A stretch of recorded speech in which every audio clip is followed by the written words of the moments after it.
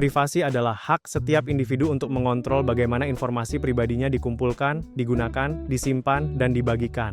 Di era digital, data seperti email, lokasi, kebiasaan belanja, dan histori pencarian bisa dikategorikan sebagai jejak digital. Dalam konteks bisnis dan teknologi, pelanggaran privasi bisa berarti kehilangan kepercayaan konsumen, kerugian finansial, bahkan konsekuensi hukum. Di sisi desain, privasi mencakup bagaimana UI/UX memberikan transparansi dan kontrol kepada pengguna atas data merek.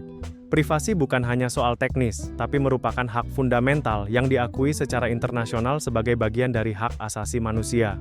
Dokumen seperti Deklarasi Universal Hak Asasi Manusia menegaskan bahwa setiap orang berhak atas kehidupan pribadi yang bebas dari campur tangan sembarangan, termasuk dalam lingkungan digital. Artinya, hak ini harus dihormati dan dilindungi oleh negara dan penyedia layanan digital sebagai bagian dari kewajiban moral dan legal.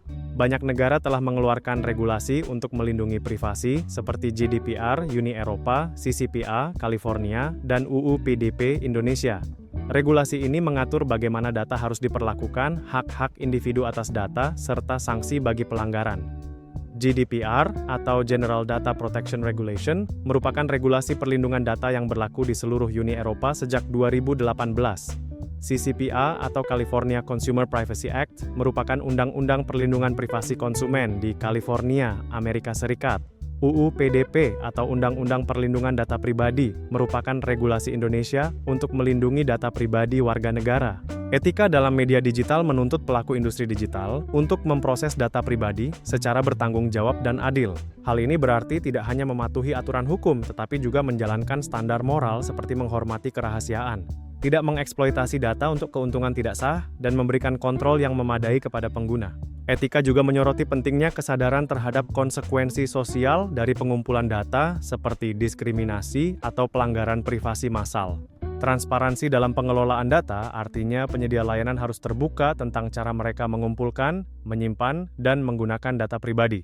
Ini termasuk memberitahukan siapa yang bisa mengakses data tersebut dan berapa lama data akan disimpan. Transparansi memungkinkan pengguna membuat keputusan yang tepat dan membangun kepercayaan, karena tanpa informasi yang jelas, pengguna cenderung merasa was-was dan enggan menggunakan layanan. Berbagai negara menerapkan regulasi yang ketat untuk melindungi data pribadi warganya. Regulasi ini mengatur bagaimana data harus diproses, hak pengguna untuk mengakses dan menghapus data, serta kewajiban melaporkan kebocoran data. Regulasi seperti ini menciptakan standar internasional dan memaksa perusahaan global untuk memperbaiki praktik pengelolaan data mereka demi menjaga privasi pengguna. Berikut tahapan regulasi perlindungan data global.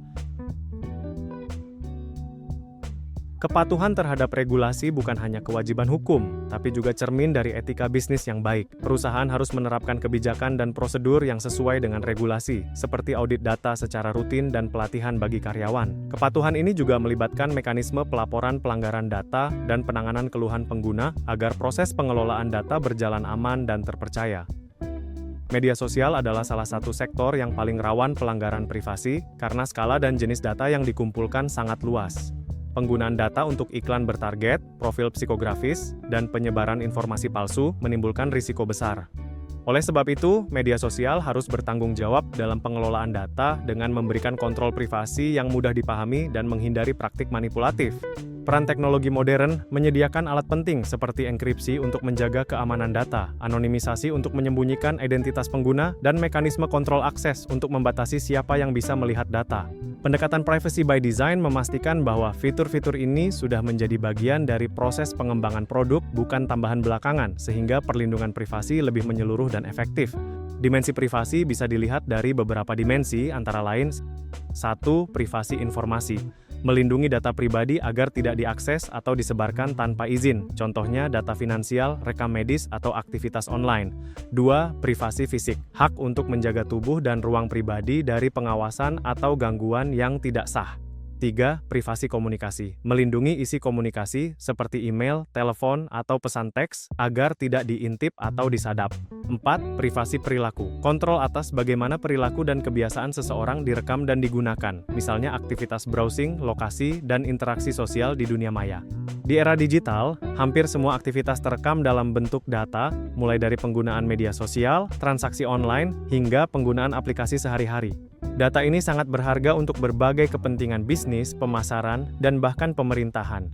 Namun, jika data ini tidak dilindungi dengan baik, risiko kebocoran, penyalahgunaan, penipuan identitas, dan pelanggaran hak-hak individu meningkat tajam.